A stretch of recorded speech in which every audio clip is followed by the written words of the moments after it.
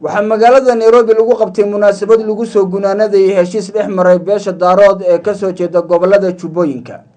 heshiiskan oo sida ay sheegeen mas'uuliyiinta halkaasi ka hadashay in muddo socday ayaa waxaa gabagabadiisii xaflad lagu qabtay magaalada Nairobi waxaana ka soo qayb galay gabagabadii heshiiskaasi mas'uuliyiin iyo odayaal ka tirsan beesha daarood ee gobolada Jubbooyinka iyo Godo.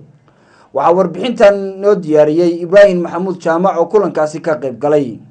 kulan balaaran oo ay ku yeesheen magaalada Nairobi odayaasha waxgaradka iyo siyaasiyiinta beesha daarood ee degta gobolada Jubbooyinka Godo, Jubbada Dhexe iyo Jubbada Hoose kaasoo looga arinsanayay sidii loo nabadeyn lahaa beelaha walaalaha ee daarood. kulanka ayaa waxaa ka horeeyay kulamo goos ah oo lagu qabtay magaalooyinka Dobley, Doolow ee Soomaaliya.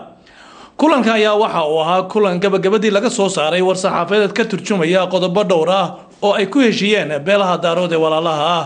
haddaba qodobadaasi waxaa goobta ka akhriyay Cabdirasaaq Xareed.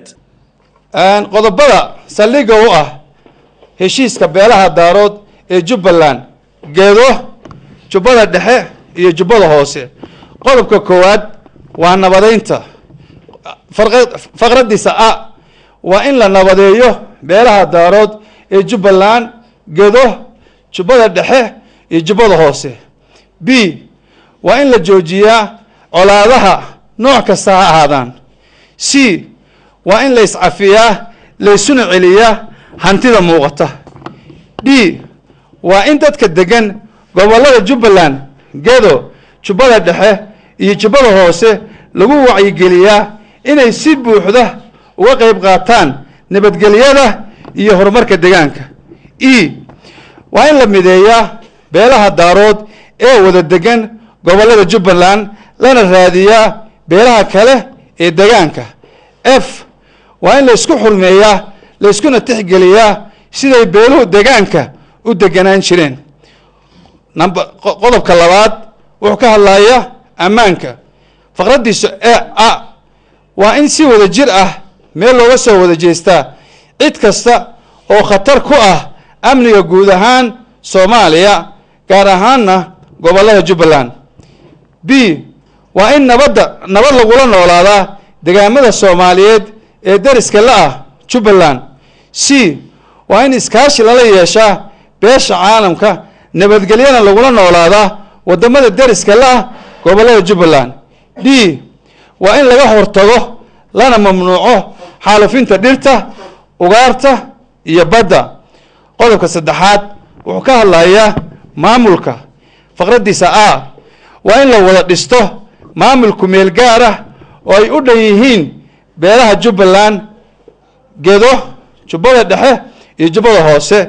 maamulkaas oo yeelanaya golo baarlamaan, golo fulin, golo guurti, golo garsoor oo madax bannaan.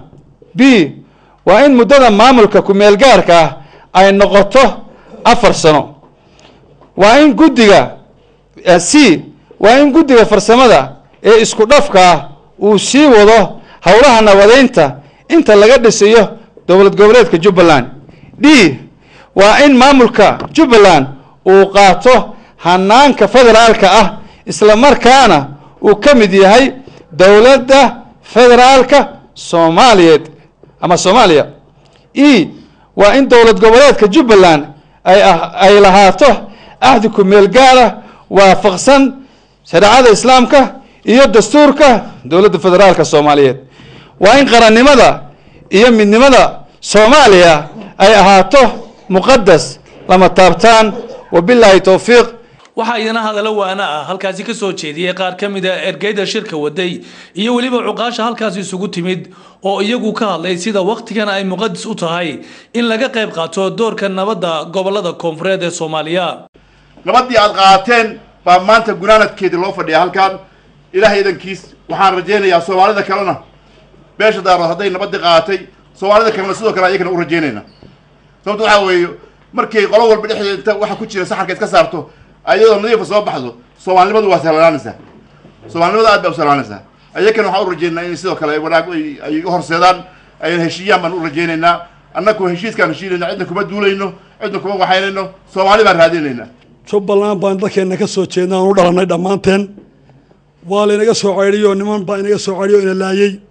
dagaal baynu ku jirnay sanadahan oo dhan rag badan baa inagaga dhintay dowladda inoo suurtagelisay inay nimankaas inala kaxeeyaan oo inala dhaafiyaan dhulkeenina waan u mahad celinayaa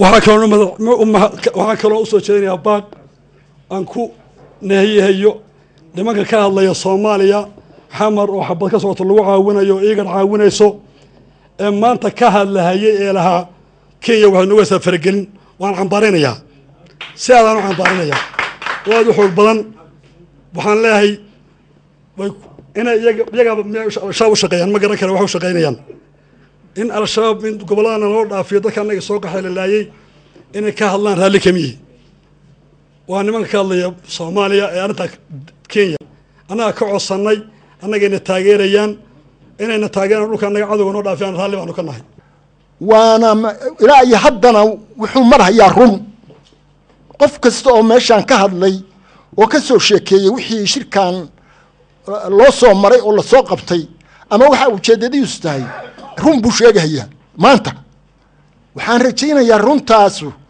inay noqoto dhabaha la qaadayo aan xaggana looga leexan ilaahayna waxaan ka codsanaynaa inuu aakhirana na amaansado adduunkana na amaansado xurriyadeenna inuu noo soo celiyo annaga isu imaadkeennana ujeeddadeenna ilaahay inuu garabkana qabto oo shirarkan ayaa ujeedada ugu weyn ay ahayd sidii loo nabadeyn lahaa beelaha daarood ee dega saddexda gobol ee Gado Jubbada Dhexe iyo Jubbada Hoose taasoo wajiga labaadna ay guurtida shirgudoonku ay gaarsiin doonaan beelaha kale ee dega deegaanadaasi taasoo guud ahaan noqonaysa arrin loola gol leeyahay in la soo afjaro nabadgelyo la'aanta muddada dheer ka jirtay gobolada koonfureed Ibrahim Mahmoud Jaamac Somali Channel Nairobi